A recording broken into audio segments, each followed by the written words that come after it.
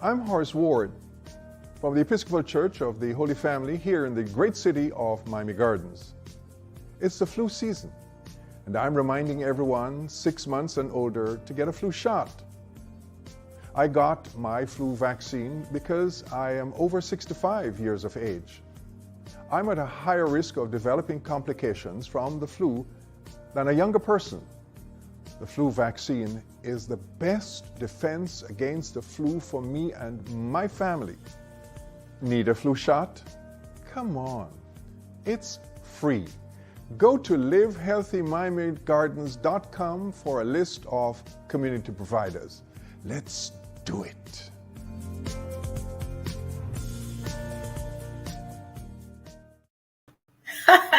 Listen, that's one of my favorite influencers here in the Live Healthy Miami Gardens family, Father Horace Ward, encouraging everyone to get a flu shot. And I dare say also to get your COVID vaccine. Hi, everyone. My name is Melissa P. Dunn. I am the CEO of MD Marketing Network, as well as a Live Healthy Miami Gardens Communications Sub-Council member. And today we're having an interesting conversation. As you know, we are dedicated to promoting both the flu vaccine as well as the COVID vaccine here in Live Healthy Miami Gardens live. And today we're going to have a male's perspective, a father's perspective. And you actually are already very familiar with his father. Ladies and gentlemen, put your hands together and give a very warm Live Healthy Miami Gardens welcome to Mr. David Ward. Hey, David, welcome to the conversation. Hi, thank you for the very warm welcome. That's amazing. Thank you. So it is so interesting. Now, you know, your dad is a very important part of our Live Healthy Miami Gardens community. And I want to know a little bit about you, David. Tell us a little bit about you. Yeah, so from South Florida community, I call that home. Been there since middle school. Our family moved there from South Carolina, and we've lived a few different places in the country. My dad's from Jamaica, but that's home. South Florida's home to me. High school, middle school there. I went away a bit for college, and then eventually found my way back. Member of Holy Family Episcopal Church in Miami Gardens. My wife also is from South Florida. She's of Caribbean descent as well, and was born there. She has a one-up on me, and she reminds me often. And then we started a family together. We have 2 daughters. One is 5.5 years old, and she'll remind us of the half if we neglect to mention it. So she's in kindergarten, and then we have a daughter that's 1 week old. Oh, wow. So Congratulations. You have a thank brand you. newborn in the house. Brand new, shiny, still has the brand new baby smell and everything. It's Oh, how awesome. fantastic. So at 1 Yeah. week old, I guess she's still sleeping fully. We're cycling. Yeah, we're cycling like 2 to 3. I managed to get 4 hours out of her because we Oh, wow. blend feeding sources. So she's still in that cycle where that's all she does is eat, sleep, and require diaper changes and some comforting here or there. Oh, fantastic. Well, congratulations to you and your wife on your Thank you. addition to your family. Now, you know, we've been talking a lot about the importance of getting vaccinated. And today we wanted to kind of get a dad's perspective. Could you share with us how the decision has been in your family as it relates to the COVID vaccine? Yeah, we've been very optimistic and very positive. We see the liability from a government perspective associated with pushing really hard on something that's not going to be in our best interest. And the data's there. I have friends who are in the medical profession, one that works in the memorial system, and he'll share dashboard updates of exactly what they're seeing in the hospitals. We lean on those perspectives from our friends that are in the medical profession. And also we were quick to get our vaccine, relatively speaking, and Our daughter, she's 5. I think it's only been maybe a few months, I believe, since she's been able to get a vaccine. But we were also quick to get her vaccinated as well. And I think Mm, the main thing was just our belief in what we've seen around the data for adults, similar testing among kids, and um, it doesn't really change our lifestyle. We've been very careful um, to limit our exposure. Mentally, we think of it as like necessary risk is the assessment we'll make of saying, okay, limited and necessary risk. Um, but at the same time, having confident that, yeah, while a vaccine may, from our belief at least, not prevent us from getting COVID, it will at least reduce the risk of it leading to a very life-threatening situation. And that's been our number one priority. mm. Did your wife get vaccinated prior to the pregnancy or during the pregnancy? She got vaccinated during the pregnancy, Wow. which Mhm. we read, was there have been it's been actually an experiment, not intentionally. Really? That's a bad word, Uh-huh. but it's been, they've actually shown that when women do get the vaccine pregnant, the antibodies also the baby, the fetus, the baby benefits from the antibodies of that vaccine. So that wasn't intentional. The intention was to make sure that she did not e- be exposed to any risk while she was pregnant. That was our intention of her getting vaccinated. We were advised, we spoke with the medical profession. They said, yeah, it's safe. But and then subsequently we've learned, and even when we were in the hospital the other day, the doctor reasserted the same thing that, hey, this is actually great that you were vaccinated because we've seen pretty consistently that newborns of mothers that are vaccinated are benefiting from the protection of that vaccination. And as we know, we're we're we're probably a ways away from there being an intentional vaccine for that age range, the under 5, Mhm. and even and they'll probably even I don't know what they'll do, but a newborn, it's hard to test that. So we don't Yeah. anticipate she'll get an a age specific vaccine, but we're hopeful that she has some antibodies from having her mom be vaccinated and boosted before she was born. That's really interesting. At what part in the pregnancy did she get the vaccine? During the first or second trimester? Um, she got in the first trimester, because she got Wow. vaccinated, I believe, in April. She got her first shot So it sounds like around you April, guys April, were, March timeframe, which it was sounds yeah. it sounds like you guys were really clear, you knew the science, and you decided early on that this was going to be the right choice for you. Now, when she got pregnant, did that affect like your willingness? Did you have feeling any kind of hesitation, or did you right away knew that that's what you were going to do? I'd say the one of the first reasons for us getting vaccinated was to protect our daughter, who of course at the time couldn't get vaccinated. It was to, it was easier and still difficult, but it was easier for us to limit the amount of time she has to go out. Me or my wife will need to go out, maybe for things related to work or related to going to the grocery store or general things that we need to take care of. But the risk of us getting sick and then bringing it back home to her, we looked at it from a risk profile perspective, and if I can get vaccinated, my wife can get vaccinated, um, then it would at least reduce the likelihood of anything bad happening to us, but also help hopefully shorten if we did get infected, Hmm. shorten the period of which we were sick, help us to recover Yeah. quickly, and to be present as a family and to protect our daughter from getting it as well. So it sounds like your reason for getting vaccinated is similar to your dad's, which is you did it for your family. Mhm. Yeah, and thank you for mentioning my dad. Also, I have parents who, though he may look in his, mid 40s, he is not. And Wait, don't I, tell him that. I know his head will get bigger. But yeah, no, it was also to make sure that, I mean, I had my parents who were of age, and my wife, her mother also lived in South Florida, and was of age and wanting to make sure that we could protect them as well. So, and didn't have to stop seeing them. So it, that it was all being considerate of others that we are around and care for. It was out of love for them as well. That's really powerful. And so, when it came time to decide to vaccinate your daughter, did you take her to the pediatrician? What was that process like for you?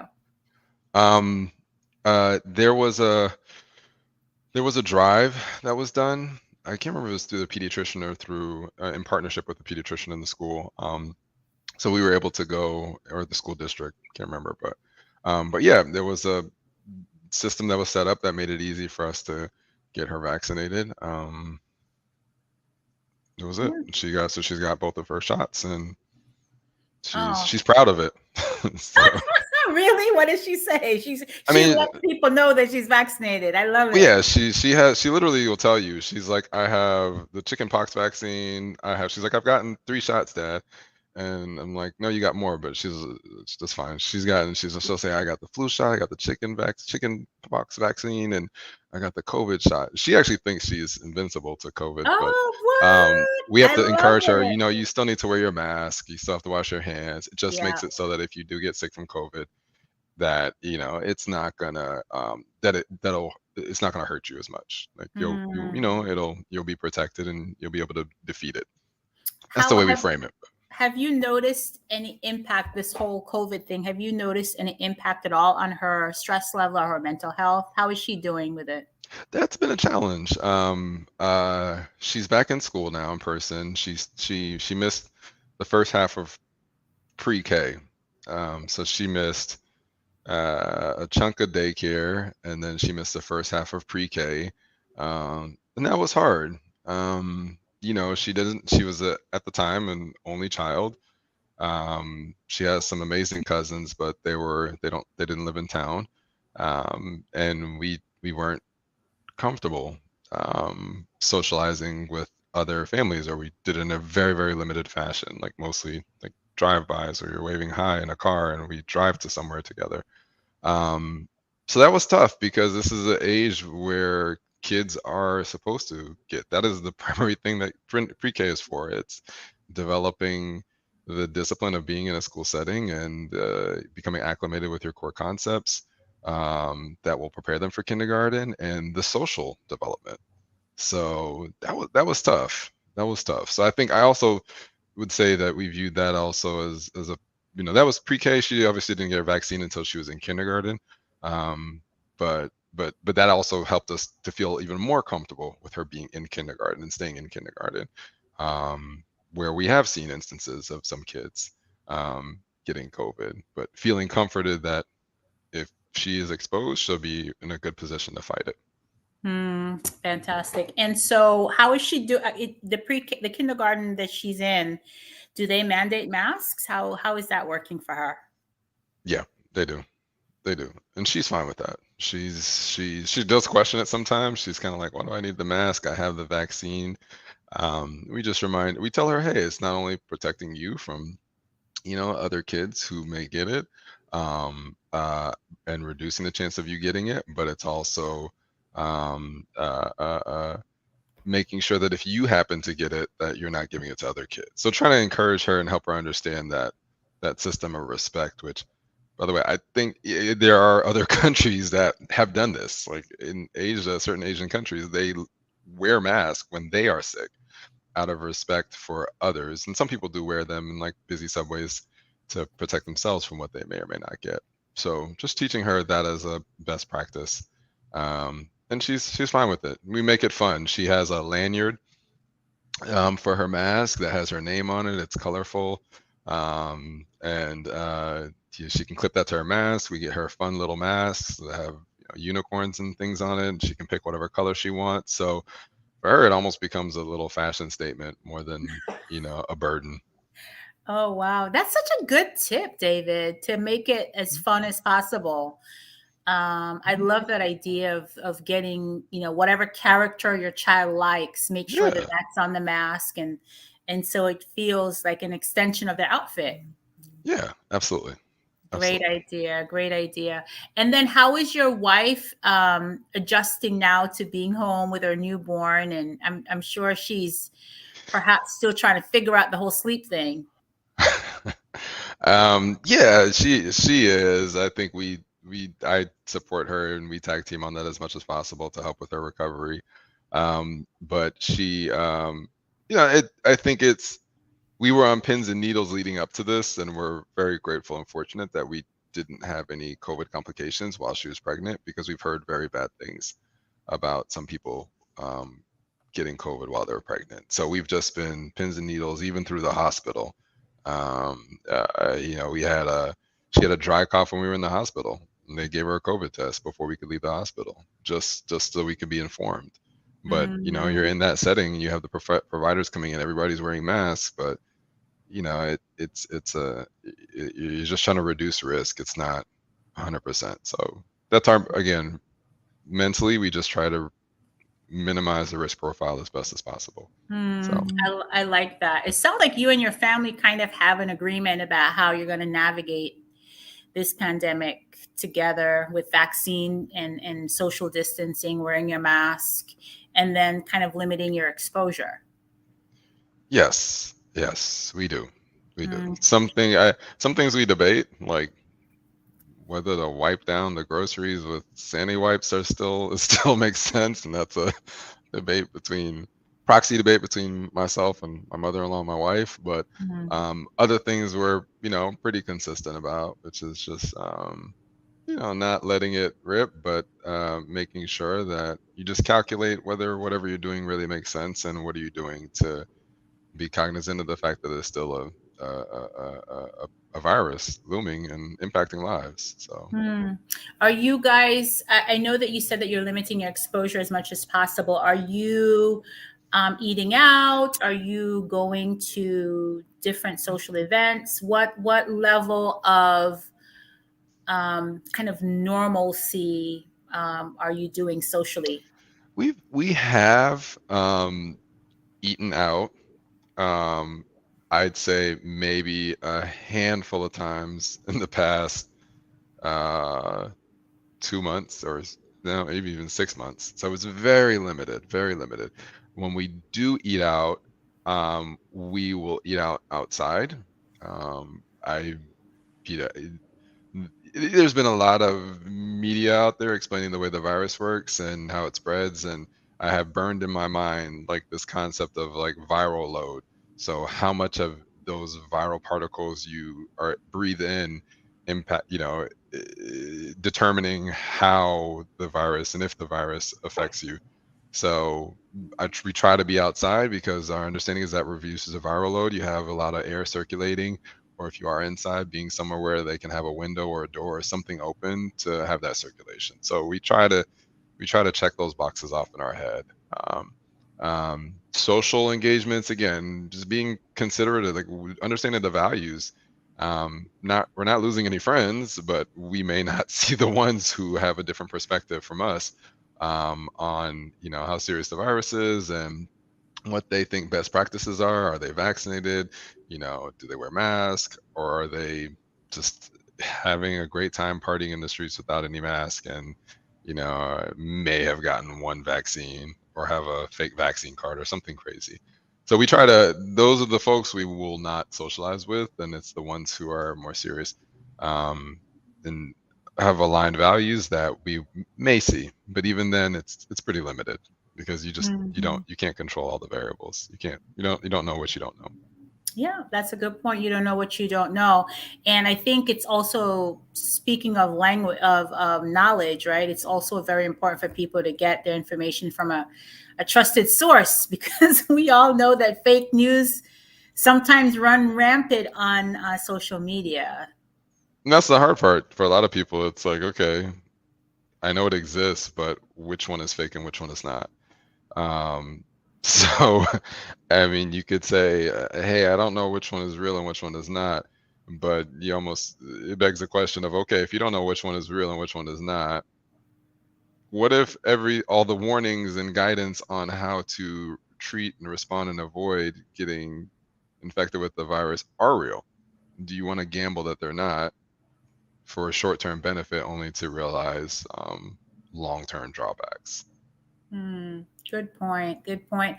David, what would you say to other fathers who are trying to decide on how to proceed for their own family?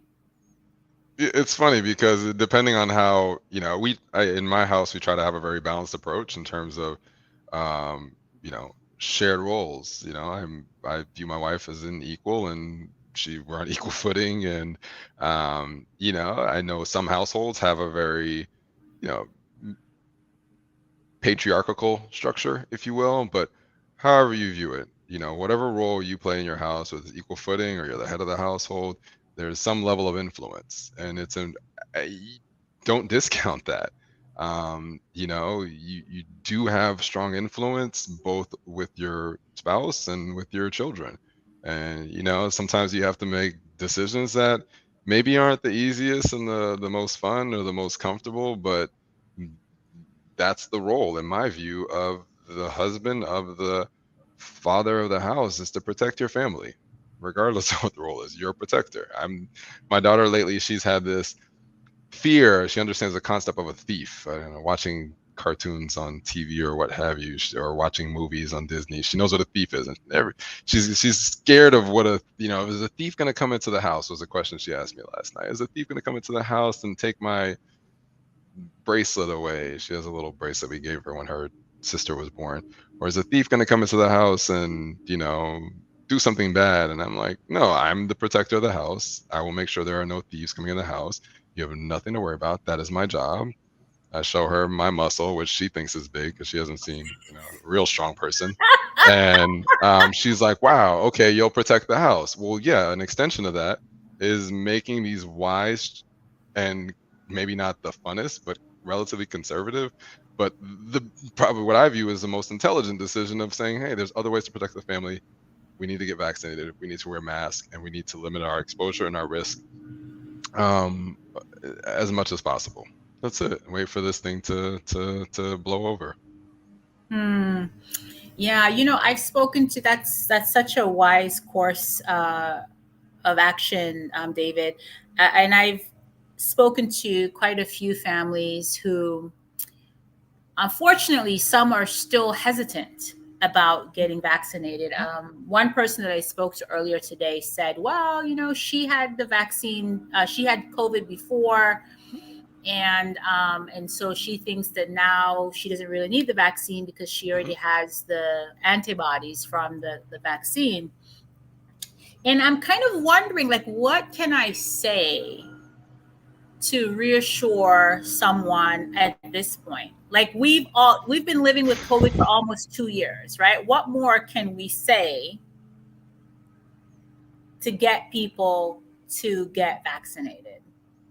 It's a tough conversation. I read an article that talked about like this the psychology of it, and I think it's easy for us to want to say just throw facts out there, say, well, science says and science says, um and that is not actually the most effective way to help people to understand it. Is what the article said, just because of human psychology. I think it's really, as much as possible, empowering people and making sure that they feel empowered to make the right decision and understand the risk of the wrong decision. I think that was, I'm super paraphrasing. If I can find that article, I'll send it to you. But and it may have been a book, I can't remember, but that's what I try. That's the way I think about it. It's like, what if you're wrong? Because with that example, they've already shown, and I know people who have gotten it, who felt that way, but I believe, got antibody testing, or I don't know how they did it. They show that, yeah, that's fine, you can get sick, but the antibodies diminish after a period of time. It's just like any other virus. That's why it's encouraged to take the flu virus every year, because one of two things happen: the presence of the antibodies in your body diminish, and number two, it's because new strands pop up, so you need to get the latest flu virus to make sure that you hopefully have those strands that can protect you from something you may be exposed to. And it but that doesn't always connect with people. their eyes can glaze over in the middle of you saying that. So I think it's just it really is just reinforcing the risk. And the risk and also the responsibilities they have, getting back to being the head of the household and making those decisions that are really going to protect your family. Um, the risk of being wrong far outsees the risk of being right. For whatever their fear of getting the vaccine is, there's Mm. it far outweighs it. If you're wrong and you or someone you love dies, how will you deal with that? No one's died from getting the vaccine. Wow, that's such a powerful statement. The risk of being wrong far outweighs the risk of being right. That's a really powerful way to look at it, David. Yeah. Hmm. Well, thank you so much for sharing your perspective. What's next? You guys, the both of you are boosted as well, yes? Yeah, we're both boosted. Yeah. And you've had your flu shots too, or no? I got my flu shot. Ironically, I've had this. I need to send my wife to talk with you guys too. she's she's a fighter of the flu shot, but I'm working to break down her anxiety there. But yeah, she's fully boosted on COVID, and I have my flu shot, and I make sure my daughter gets her flu shot. That's where I step in. It's like, all right, well, All right. So you definitely play your girl dad role. All right. So mommy says it's been nerve wracking to for expectant families in general, right? Good point. Good yeah. point. Thank you for sharing that opinion. Yeah.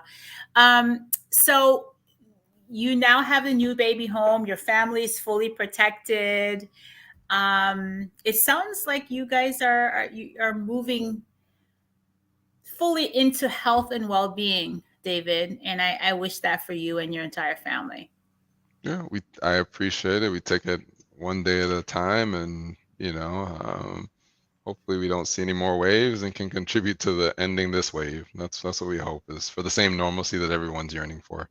Yes, indeed. Thank you so much for joining the Thanks for having conversation, me. sharing a father's perspective. So, as you know, livehealthymiamigardens.com is a very trusted source of information on not just the COVID vaccine and the flu shots, but also on all things Live Healthy Miami Gardens. I encourage you to go to livehealthymiamigardens.com. You will find there a list of local providers that can, of course, provide you with your COVID and flu shots. But in addition, providers, they can help you to access quality, low cost healthcare services. If you are in the community and you have been in the trenches doing this work, helping folks to be healthy, we want to hear from you. We actually want to honor you for Live Healthy Miami Gardens Women's History Month, which happens in March. So go to livehealthymiamigardens.com. Actually, if you would just, we're going to put the link to this nomination form in the chat of this post. So if you have a woman that you would like for us to honor, someone who has been really instrumental in taking the community through this pandemic, please nominate her. We'd like to recognize her in the month of March. So we'll drop that link there for you to click on so that you can submit a nomination. In the meantime, I want to remind you that we are here for you. There's no need for you or your family to struggle alone. If you would like to access any resource in the community, again, go to livehealthymiamigardens.com. Thank you for joining us for another Live Healthy Miami Gardens Live. Be well, everyone. Remember, be kind and loving to yourself. You deserve it.